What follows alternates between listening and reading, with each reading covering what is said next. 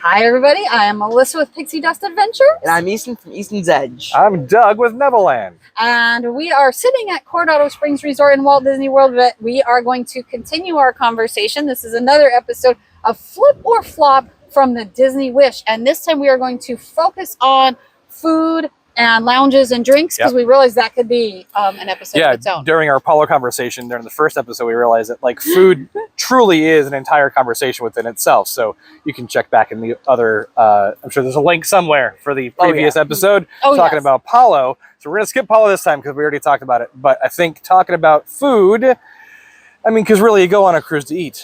Right. Oh, yeah. Right? And it kind of crosses over, though. Their food crosses over with their entertainment. It sure does, and especially on this ship in particular.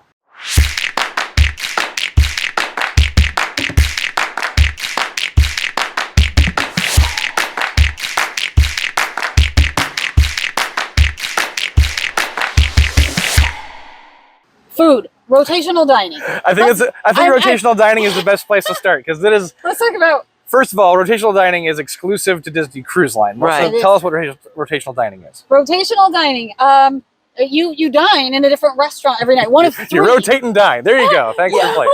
Spin in a circle while you eat. Yeah. There are three different main restaurants on the Disney cruise ships, and you eat in one of those three restaurants every night. You will get to eat in one time in each one, at least, depending on how many nights your cruise is. Right. And your wait staff follows you, so they learn what you like, they learn what you don't like. They can make recommendations. They have your drink ready. They know you, so you will have the same wait staff. In a different restaurant every night. They are very well trained, so they know, like, day one, first seating, they learn who you are. They already know your names before you even get on board. It's crazy. If they don't know what sometimes they have a hard time figuring out who is who. But other than that, so the next night you'll have your Coke or soda or it's amazing waiting for you. So each one of the three restaurants with the rotational dining on the Disney Wish. Ooh, so you have the Marvel restaurant, which Worlds of Marvel. Worlds of Marvel, and then you have 1923, which has two different sides. It has Walt Disney and Roy Disney. And the last restaurant, why can't I remember? Oh, yes, Arendelle. Let it go. Arendelle, let it go. Yeah. Because that one didn't speak to you. No. Oh, this is going to be a good conversation. So we have those three restaurants. All of them are themed. I mean, obviously Arendelle is themed to Frozen. Worlds of Marvel after Marvel in general. Mostly Ant-Man, I would say. Yeah, and then obviously 1923 is after Walt Disney and the golden Disney age of 1923 is when the Walt Disney Studios was founded. Correct. And if you're a big cosplayer or pop fan, there were a lot of people that went in 1923 dressed up in 1923 garb. And flappers and a lot of that. So if you like to dress up. And it was so interesting because we were on a Halloween cruise, but like everyone dressed up every night because there was like they ate in 1923, or it was Halloween, or it was Pirate Night. So there was always some sort of costume all Marvel, over. Or So let's specifically talk about the food, because get us on gear. All right, let's get on gear. Here we go. So where did you start your first night? Oh gosh, so we've done 3 cruises on the Disney Wish. So the cruise that we were on together, remember? 1923. That's where we started. We started in Worlds of Marvel, so let's start with 1923 Okay, 1923. So each restaurant has its individual menu. The only night on a 4-night cruise that is the same in every restaurant is Pirate Night. It is the same menu, no matter where you dine, it's the same, which is why we go to Apollo. So each individual restaurant has its own individual menu every night of every cruise, unless it's more than 4 days. But on the Wish, it's 4 or 3 nights, so each night is its own menu. Right. 1923, did you enjoy the food? What stands out? What'd you have? They had my favorite meal on 1923. Yeah. And I ate there and I tried a lot of different things. We all order different things and try it, and we've been on quite a bit. What's your favorite meal? The filet mignon. Filet mignon. That was my favorite. It was so tender, like butter. Beautiful. Amazing. And I did enjoy walking around and looking at all the different memorabilia. Yeah, so they have a lot of concept artwork from all the classic Disney films: Beauty and the Beast, Bambi, Lion King, Rapunzel, Peter Pan. I also ate on the Walt side. So what's interesting about this restaurant is it's one big space, but they've divided it. There's actually a hallway that leads to elevators between the two. There's a Walt side and a Roy side. I ate in the Walt side, so I'm not really sure if there's a big difference between the Walton Roy side. We ate in both. They're very similar. They're very similar. Pieces of artwork. We had a lot of different desserts. I'm trying to remember them all by memory. It's been a while. The churros I wanted to like more than I did. Did you try the churros? I believe we did. I think I had the same reaction. They were almost a little bit cold. I liked them. Though. I've resorted to just getting the I resorted to just getting the sundae for dessert because you can't go wrong with ice cream. Yep. I know. Yeah. It is. Oh, for sure. But I want to say that the Wish is new, so they might be changing the menu. Yeah. They might. Oh, that's a good point that I'll bring up later. But those churros that they'll listen to people's feedback, and we didn't love them. I had them. I had the churros several different times and didn't love them, but they will listen to people's feedback when we say, "Oh, they were kind of cold," and they'll change it up. They might bring them hot. So I'll say 1923 was my favorite food menu as well. So I had the rack of lamb. I think my family had the filet. There's a pasta dish it's simple pasta, but the cheese sauce that was on it was absolutely delicious. Now, always, and we do a lot of food reviews over on my channel, so I always want to caveat this by saying these are our opinions. Like we enjoy, because I already know some people that I've talked to who hated everything I loved. So. Not gospel, gossip, right? Yeah. Exactly. So obviously, when you go on, if you don't like something, don't have it. So 1923 is definitely my favorite restaurant as far as food is concerned. We also ended up having lunch there twice because Marceline, we'll get there in a moment as well. Right. That's definitely food. But I agree. Flip or flop? Huge flip. Huge flip. So I'm going to say I'm in the middle because I flipped over the food. Yeah. That was my favorite food restaurant. And the theming wasn't a flop, but I'm spoiled and I like entertainment now on Disney Cruise Line. So this restaurant didn't have any entertainment. You could look at all the things. Yeah, for sure. I wouldn't say that was a flop. She's going to flip. Very neutral. Yeah.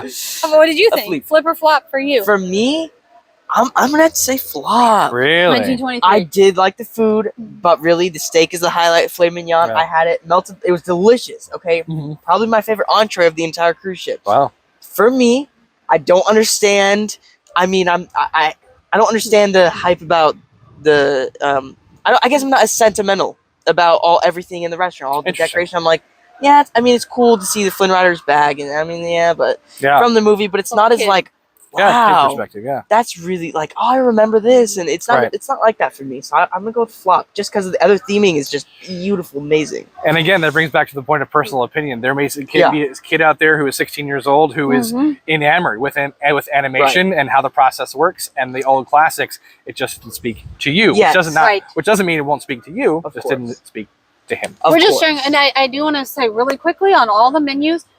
They're very dietary friendly. So, gluten-free options, vegan and vegetarian options. If you have a dietary need on Disney Cruise Line, express that and they will help you. Yeah, okay. Definitely. Where do we go next? Let's go to, since you mentioned entertainment in restaurants, I think it's only apropos to talk about Arendelle. Arendelle. Okay. Let's start with Easton because I'm dying to know. It's unique. It's a cute little restaurant themed after Frozen, and it has like a stage in the middle, and they'll have the characters that come in and dance around. It's Frozen. Don't interrupt me while I'm eating my dinner, though. Okay, I mean, I'm eating and I'm talking with the family, and all of a sudden I hear yoo-hoo. Here we go again, and then blasting and okay. The music was loud, so it was kind of hard to talk over. Right, I loved it when Kristoff and Yoo-hoo guy, I don't know his name. Oaken. I loved it when they sang Frozen. It was hilarious. He was throwing. They sang Let It Go. Yes, Let It Go. My bad. And he was throwing glitter, and it was hilarious. I loved that. I turned my head, but after that, it's almost like the music's supposed to be in the background, but they're too loud, so it's like a show almost, but you're like, I kind of want to eat and just hear some music and talk with my family. So for me, I'm not going to say it's a flop. I'll go Fleep again. Fleep? I'm in the middle. Okay. Frozen restaurant. Yeah. The food was okay. I tried a lot of different things. I didn't love the meatballs. I did love the charcuterie board for the appetizer. That was my most memorable. It was like a fish charcuterie, wasn't it? Yeah. Yes. Yeah. And I'm crazy super about unique charcuterie boards. So I do. That was the most memorable thing for me.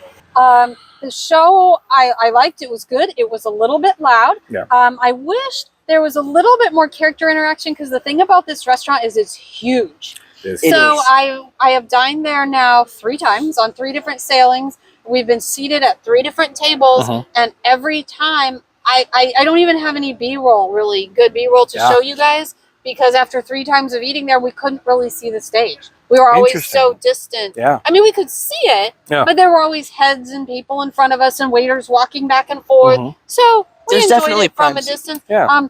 And I wish the characters came around and interacted with each table a little bit longer. As opposed to like big groups of tables at once.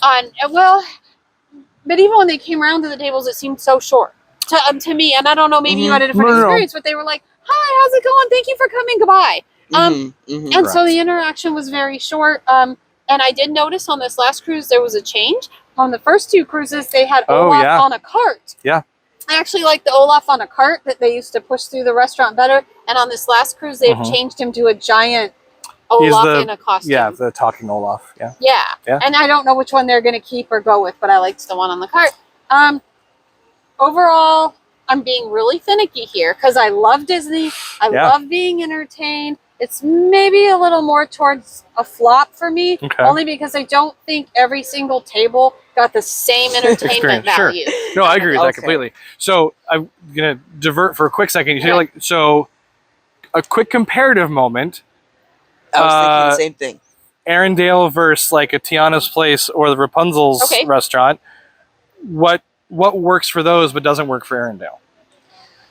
So I haven't eaten in those a lot. However, Rapunzel's, I don't know why I preferred Rapunzel's over Arendelle. I think I know why. I liked Rapunzel over Arendelle. Their stage is a rectangle stage, and it's in the back of the restaurant, right? So everybody can see it. It's kind of in the middle of the restaurant on the back. Yeah. Whereas this is like a square in the middle of the restaurant. So when you're seated way back there, you're like, looking at it. And the difference with that is also it's a theater in the round setting, right? Where you have your stage in the center of the restaurant, and then all the tables surround it, and then keep expanding out. Which where the comparison-wise, as we said we weren't going to do this, but I figured I needed to. The comparison to Tiana's Place or Rapunzel's is that again, it's a smaller ship, so and those are on the Magic and the Wonder. So those are smaller ships, so the design of the restaurant is slightly different. So this was their first foray into a again theater in the round setting. I'm gonna agree with you. Menu-wise, not my favorite. It was fine. I enjoyed what I got. They have this one appetizer that is shrimp or scallops in a puff pastry, and the puff pastry is huge. And then you poke it, and there's one little scallop at the very bottom of the bowl in a little bit of sauce, and you're like, "What? What am I paying for?" Not this specific scallop. And to be very honest, I can't even remember what I had as an entree. Like that's how meh food was. Yep. Yeah. I loved the entertainment. Yes, it was loud. As a performer, a little connected to it, right? So I thought it was great. Here's the other thing. You have to love Frozen or you will hate this restaurant. Yeah. Because you have to tolerate Frozen or you'll hate it. Because my mother is she even wore an Elsa crown to dinner that Elsa commented on. If you don't love Frozen, you're going to sit for an hour and a half and listen to the entire soundtrack of Frozen 1 and Frozen 2 and be annoyed that they are interrupting with some twists, of course, interrupting your meal. The character, and now this is where I get slightly defensive because agreed, the character interactions are short and sweet, moving on, but it wasn't designed to be a character meet and greet restaurant. So you have to be okay with be like, "Hey, hi, how's it going? Thank you for coming," and moving on to the next. Because it is so big, there's no way they could do the show and meet and greet every single table. Oh, that's fair. Well, and that's the thing is when you give something a flop, you should have an answer for it, and I don't. I liked Rapunzel's better. And for sure. I didn't get the character interaction there, but I felt like the tables could see the stage better. Someone described it as a cafeteria setting, and I was like, well, World of Marvel Animator's Palace sort of set up the same way. But yeah, so I think Arendelle, entertainment-wise, huge flip. Menu-wise, fairly big flop. Yeah. Right. Yeah. And you know what's I shouldn't be so hard on it. I don't know. I shouldn't be so hard on it, maybe, because, like you said, if I'm going to give it a flop, there should be maybe a suggestion or an answer. And I don't have an answer. I just felt like at 3 times we were on the cruise, 3 times we ate in the restaurant, and all 3 times I felt like I was so far from the stage. Yeah, for sure. I was, trying to eat and stretch, and I'm short, and do that, and I couldn't see what was going on. Understood. There was a giant pillar, and we said we did 2. Oh, that's something else I wanted to mention. So we did back-to-back, as I mentioned before. Oh, yeah. The 4-night followed by the 3-night. We had the same servers both cruises, which was awesome. So we had the same exact table. We were thankfully at a spot when the characters entered the stage. We were right there, so we watched them. However, giant pillar while the show was going on, so we had to sort of move to either side. Other interesting point is you said there was a difference between Olaf from Cruise to Cruise, where he was on a cart. Puppetry is one. On another cruise, he was the full-fledged Olaf in character. 3-night, no Olaf. Wow. Wasn't even there. Which means that any pre-recorded audio, they just sort of deleted and cut out, and there was no Olaf. So you never know what characters you're going to see. It's always a gamble. Guaranteed. Now, with that being said, the 3 performers who do majority of the singing and performing, there's a vocalist, a fiddle player, and a guitarist. Those 3 on our particular cruise, phenomenal.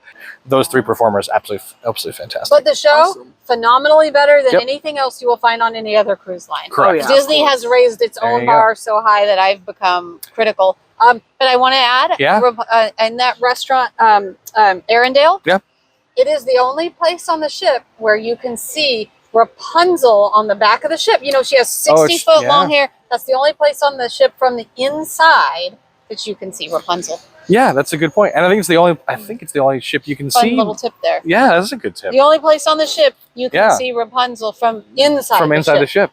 So go check it out if you eat lunch in there. Or breakfast. I forgot those were real windows because we ate so late. They just frosted them over. Well, anyway, we've talked Arendelle. We talked Arendelle to death. You're either gonna love us or hate us. Let's kind of breeze through Worlds of Marvel because I think there's not a whole lot to say. Yep. Worlds of Marvel. Okay, I'll start on this one. I'm a huge Marvel fan. I love Marvel. Same. I don't know. I had high hopes for it because for the trailer for the Wish and stuff, they showed Ant-Man running across the table and growing the cupcake, and I was like, wow, I wonder how that's really cool. They don't. That's how they do it. They just don't do it. Yeah. So you sit down. The show. There is a show. It plays on the screen, kind of like. Would you call it a show? Would you call it a show? No. It's a movie. Enough. It's a movie. You're watching a movie. Yeah. Okay. It's entertaining, though. It's really funny. But here's the thing about it. They've kind of rethemed animator's palette if you've been on any of the other ships. And the thing I like about the show or movie is that there's screens everywhere all around the ship. And no matter where you sat, you could at least see it. Right. That's true. That's a good point. That part of the show, you could see it. Yeah. And you knew what was going on. Right, yeah. I interrupted you. Food, did you like it? Food, for me, that was a flop. Honestly. Yeah. Okay, I had the bao buns. I remember them well. They were not that great. I remember them to be honest, I didn't really like them. They were the appetizers. Same thing for the entree. I don't even remember what I had. I remember it was pretty good though. It was. Nothing is bad food. Nothing is bad. Nothing is bad food. Nothing is bad. But, the theming. Yeah, but the food, you missed your favorite thing, the specialty drink. Oh, the quantum sipper. Yes. Okay. That I have to say. The best dessert on the entire ship. It's almost like a pina colada Slurpee milkshake. Amazing, beautiful. I almost got 2 of them. But you just like taking home the sipper because when you buy the quantum core that comes in a sipper cup, I'll show a picture of it here. It looks just like the quantum cores that are on the table, and you get to take a piece of that home with you. And he's a huge Marvel fan. I love it. I interrupted you though. So where were you going next? Right. Yeah. So for the food. As far as the theming, I feel like they tried too hard with the theming, and as far as the bao buns, it was really exotic and weird to me. It wasn't. I guess I'm too safe. You can't eat a burger and fries at every restaurant you sit down to. So maybe that's what it is. I wasn't. The show was. I'm flipping over the show. It was good. I liked it. It's entertaining. Of course, you have what's his name, Paul Rudd. He's hilarious. And I love the show. It was very immersive. It was very overall, immersive. Flip or flop for you? Oh, of course, flip. I'm flipping over Worlds of Marvel. All right. So for me, I agree with you on the food. It was just okay. Don't remember a whole lot of what I ate, but nothing that knocked my socks off. I will say though, I had high expectations. They did talk about prior to our cruise, we were briefed on it, and they said you have to have the angel hair pasta in the Marvel restaurant because and they all have Marvel themes on the menu. Yep. But it was themed like Doctor Strange Portal, and the pasta, they set our expectation that it was going to be shaped in a circle like Doctor Strange. Oh, like the thing. Like the portal. And it was not. It was sort of like a long. It was like tubular, wasn't it? It was, I don't know. Mine was just a plate of pasta. Oh, just a plate of pasta. I didn't even get mine. So they set that expectation. I love the PIM particle sipper. That was great. I love the show. I love the fact that you could all see it and we could all be involved. The disappointment was depending on where you sit, because we sat in different places. Yay, there's something going on here in the back. Yay, 3 bridges. 3 bridges were. I think that's tequila tasting. They're very excited. Okay, back on Disney. Sorry, back to the Wish. Oh, that's awesome. Anyway, back on Disney Wish. So where was I? The entertainment. Big Marvel fans here, and Ant-Man and the Wasp come around, and at the end of the show, and they talk to everyone. But depending on where you're sitting, you don't really, you can't see them. You see them on the screens, which is good because at least you can see the screens, and they do kind of wave on the way out. And then they bring giant food out, spoiler alerts. But I think they could have done a little bit more of the giant food. They only had like 1 or 2 things. And then they bring out some little shrunk. And they on our last cruise, they didn't even bring them out. Hold up, you just flaunted a massive cookie in front of us, and then you bring out little pint-sized cookies. Right, because that's what happened. They blew up the cookie, but they shrank the brownie. I know, it makes sense. But on our they didn't even bring the brownies out on our last one. Oh, wow. So, but all in all, I'm going to have to say it was a flip. However, I was disappointed when I got on board because they had built this restaurant up so much, the commercials. If you watch the commercials, the shrinking and the growing the food and the Ant-Man on your table. And listen, I don't get off on this tangent, but I know it can be done. I know it can be done. I wanted to see Ant-Man on that table and I expected it. But over-promise, under-delivered. I would agree. So the commercials over-promise the experience. As a huge as a huge Marvel fan, it pains me to give this like a very big flop. Like it hurts because I wanted this, and it's very good. Like again, theme is great, design of the restaurant's very cool. Again, the animator's palette feel, cafeteria style seating where you're at a table of 4, but you're next to a table of 4 and a table of 6, so it doesn't really feel not secluded, but like separated. The movie is super fun. I mean, the fact that they have original actors playing the roles in the films, and it's a combination of characters you've never seen before. It's very cool. I wanted more stuff in the restaurant. I wanted more things to happen in the restaurant. You get to interact with the Quantum Core at your table like 3 times. 2 are jokes and 1 is important, and which is great. But food wise, again, very meh. I remember first cruise I had the ribeye. And because you can order all the food in the main restaurants, I love gnocchi. It's a cheese gnocchi. And I was like, yes. I've never had something so bland as this cheese gnocchi. I was so angry. On Disney Cruise Line, if you don't like what you get, order something else. Correct. Which is why I always order 2 things. Or 3 or 4 things. Keep ordering. I got the Quantum Core Sipper. It was what I remember of it was very good. Again, so changes between one cruise to another. The ribeye I had on the 4-night, not available on the 3-night. Not even on the menu. Not even just like, we ran out of it. Not on the menu. They changed part of the menu. That's intriguing. That's really intriguing. With Coast Cruise. So unfortunately for me, Marvel was a flop. So if I had to break them down, food-wise, 1923, entertainment, Arendelle, and then Marvel. It's interesting. 3 different perspectives here. Yeah. Because food-wise, I agree with the 1923 food-wise. I agree. For me.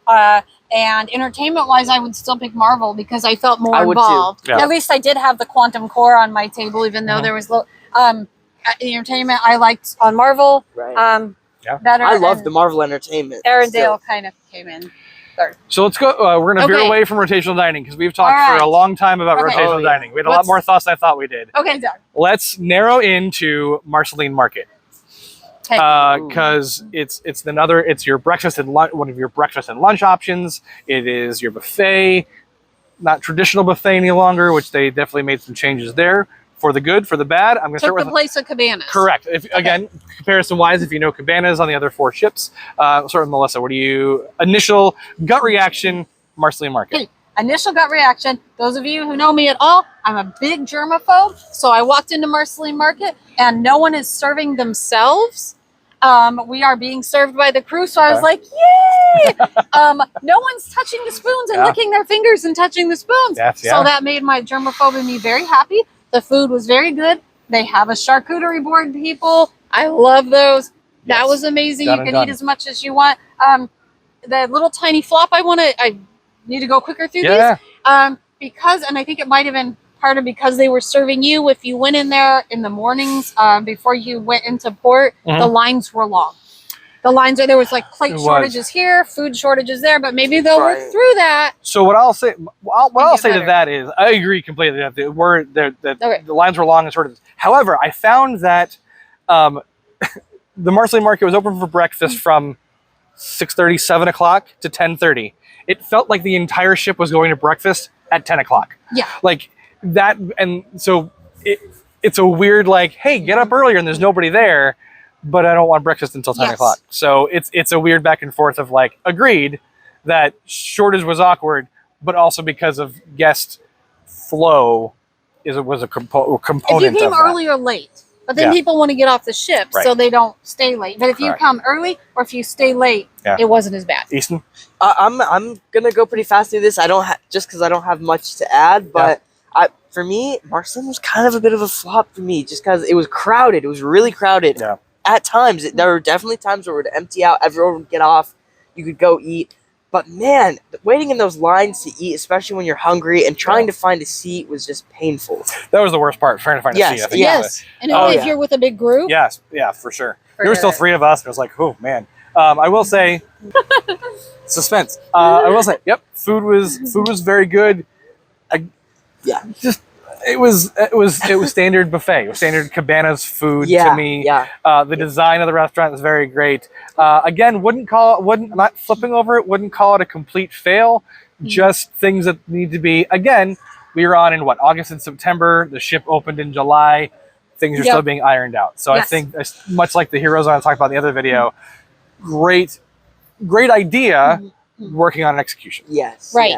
And for me though, overall for me, I'm gonna flip over it only because the germaphobe in me flips over the fact no one is serving themselves. I will say that's really nice to see how really they changed like the typical sneeze guard to actual like this was always meant to be like this and we didn't do it for precautions. Right. Like, and they just hand you your food. It's already plated. So for me, I love that. I'm gonna flip over it. But as far as crowds and lines, that is equally like that in Cabanas. Yeah. So it's like that on the other ships as well. I'm going to change my answer to a fleep. A fleep? Just because what he said. Now that I'm thinking about it, I think they'll get it ironed out, and I think they'll make seating better. So I'm going to change to it. I think so. I'm going to all right. What other food are we talking about? How about the pool deck? Oh, pool deck food. What is it? Mickey's Festival of Foods. Thank you. Mickey's Festival of Foods. Yeah. Yeah, Mickey. What did you think? You haven't even gone first yet. I have. Okay, I'll go first this time. So I'm going to flip. I loved it. I thought it was absolutely fantastic. The different options. They now have we got a cargo passing. There you go. I'm gonna flip because I love the addition of the barbecue. I love the addition of the taco, the cantina. So it's like a Chipotle. There was like a 4 Rivers of sorts, and then of course there's pizza, which for whatever reason cruise line pizza is always delicious. Then there was the grill, hot dogs, hamburgers, chicken tenders, and of course all you can eat ice cream when it is available. Food was great, readily accessible. It did close at like 6 o'clock at night, which I thought was a weird time. Which is unusual because on the Fantasy, the upper deck food stays open till like 1. Yeah, it stays open super late. Wasn't the pizza open later? I think pizza's usually open. Pizza and ice cream. But I remember we had the late seating, but at 5 o'clock we're hungry, and it was like, okay, got to get upstairs and get to eat before we can eat later. Yeah. We just like eating. Really. Yeah, exactly. So there you go. A flip for me for Festival of Foods. Okay. That's a lot of F's. So the Mickey's Festival of Foods around the pool deck. Flip. Good. Absolute flip. Same reason. Food was amazing. Love the Chipotle bowls. Here's a tip though. Chipotle bowl, I built it without the meat. And then I went over to the barbecue place and I got the pulled pork and I put the pulled pork from the barbecue. That's super on smart. top of the Chipotle bowl because hacks as well. I combined those because I just loved the barbecue, but I couldn't fit both in me. And the pizza was amazing. I loved it. The arugula, they need to add some cantaloupe on there, like they do in Napoli in Epcot. Ice cream, okay. What else? Barbecue. Ice cream, the standard. Chicken tenders. Well, they are not kidding when they said in Marvel restaurant, eat the chicken. Sorry, yep. The chicken tenders, eat them. I don't even like chicken tenders, and those were absolutely amazing. I don't know what it is. They've always been a thing. Absolutely a flip. Please bring more of this to the other ships. Easton. I'm about to go off on this because I love food and I absolutely love this upper deck, okay? Usually when I go up there, I love the burrito bowls. That's my favorite thing. You go through there, that moves fast. You go through there, everyone orders, boom, boom, boom. You feel like you have your bowl fast. It is high quality. The rice is amazing in it. The chicken is so good. I loved it, and I usually go back for like 2. And then chicken tenders and fries on the other side. Holy moly, that's all there is to say is just eat it because they're amazing. Just eat it. I will say the only con about the Festival of Foods is not the food itself, it's the seating area around Festival of the Foods. It's because the decks, there are more decks, it's covered. And it got very hot and very humid in that area. There wasn't enough. The airflow was terrible. So it made me want to eat fast to get it done and get out of there. Or take it to your room. Take it to your room. But that's specifically like on either side. Once you get out to the open part, it's a little bit better. But directly across from the cantina place, I was like, I'm sweating, and it's not even really that hot. They had big No. What I call it's so interesting you bring that up because I think that maybe you went before we went. When we went the last time, they had huge fans. Massive fans. I was like, they had a huge fan. It was still hot? Sucked. Okay, all right. Yeah, but if you weren't right in front of the fan, the big cattle fan. It only goes so far. And then again, we're talking about noise during eating. Like I don't want to sit next to But you also could get, if you want a burrito bowl, you get what food you want, you could head to your room. Correct. And of course, in-room dining is always an option. Or Marceline Market. You could walk into Marceline Market with that food and sit there and eat. And again, Disney and Cruise Line, in case you didn't know, all your soda's included, so they have, he loves that. Bring a tumbler. Yeah, bring your own cup, bring your own tumbler. You can drink soda, tea, coffee, hot cocoa. It's all right there by Marceline. Or not Marceline, Mickey's Festival Foods. And it's in Marceline Market as well. But you don't have to pay for soda. Okay, where are we headed next? Where we go? Flip for me, though. Flip. Keg and Compass had some food. Did you have some food in Keg and Compass? I did not. Did you? I had their giant Bavarian pretzel. So it was very good. They also had like a tater tot bowl and some wings. Issue with it, it's extra. It's an extra cost. In addition to that, down at the Bayou, they have additional cost for Tiana's beignets. Yes. You can buy 1, 2, or 3. Was it in our 6-pack? I'll have to look it up. Yeah, but I'm pretty sure we were like, we'll have 6. Like, I don't know. Anyway. Yeah. One of them was hot. The others were not. And I wanted to try those, and I just didn't have enough room. I will say they're very good. They were the one that was supposed to be like perfect. The other is not so great. And again, my particular experience with it. Yeah. I'm sure yours could be fine. Right. Any other foods or lounges we want to talk about? Hyperspace Lounge. Hyperspace Lounge. Sure, Hyperspace Lounge. Go ahead. I think that that was a flip. Hyperspace Lounge for me. We didn't even flip and flop the Keg and Compass. We didn't because that's an extra charge. It's extra charge. So it's a flop for the charge, but I mean, Hyperspace is a bar. It's an experience, though. Yeah. Hyperspace Lounge I am a big Star Wars fan. I have to be. I have 2 boys, and they love Star Wars, so I love Star Wars. And I think the space was too small, but we didn't have trouble getting in. So it must not have been too small to accommodate the people who wanted to visit. I'm flipping over it because it was so unique, and I love Star Wars. I will say, so Hyperspace Lounge was not a lounge I was looking forward to going to. We were planning on skipping it just because I am not a big Star Wars fan. My mom's not a big Star Wars fan. My brother is a huge Star Wars fan, but not a drinker. So didn't want to waste time in a bar that we didn't really end. We heard all the lines are long and a virtual queue. I believe that we were the first cruise that they took away virtual queue, and it was just a walk up with a 45-minute sort of time limit-ish experience. Yes. However, with all that being said, it was Nassau Day on the second cruise. It was 6 p.m., so people were heading to the show or dinner. We walked into Hyperspace Lounge. There was nobody in there. I thought it was closed. And we had the best time. Okay, the whole place to yourself. Our whole place to ourselves for a good half hour. The bartender, Kevin, was in there. He did the whole bubble gun thing and pop things. It was great. So huge unexpected flip for me. And you didn't even expect it. Yeah. You flip or flop? I'm actually going to say flip for an interesting reason. Okay. Because, first of all, it's Star Wars. I don't love Star Wars as much as Marvel, but I love Star Wars. And the sliding door on the way in, and once you go through that sliding door, it's immersive. Yeah. And of course, as you're sitting through there, you'll change between planets. That big window, which is really just a screen, is very cool. But the interesting reason is because in the Star Wars lounge, I feel like I'm in a bar. Like sometimes if I go to a bar, I feel out of place because I'm under drinking age, and a lot of people in there and they're drinking, and I'm like, oh, it feels weird. Like it feels almost illegal that I'm in here. Yeah. So, but I don't feel like that in the Star Wars lounge because they have non-alcoholic drinks there. They do. And it's a very fun experience, even for me. And the drinks were good. Yeah, they were good. And we tried the non-alcoholic and alcoholic. You got a porg. Yeah, a porg mug couple, souvenir, picture of that. And it was fun. The theme was on a luxury star yacht from the Solo movie. If you care about that. Yeah, it was based off one of the ships in Solo. Right. Yeah. Right. Yeah. Yep. So again, back to the immersive experience of it. Like again, you walk in that lounge and you doesn't feel like you're on a cruise ship. Yeah. Which is nice. Yep. Yeah, and the bartenders were great. They were very interactive, very good. It was a flip. Are there other food things? I think those are all the food things we're going to talk about. Just out of curiosity, do you have a favorite lounge? Do you have a favorite? Did you get to experience all the lounges? Yeah. But yes, I don't drink. Ooh, okay. But I did. But I mean, my favorite lounge, if the Hyperspace Lounge is considered, that's my favorite. Sure. I have a quick little thing to drop in.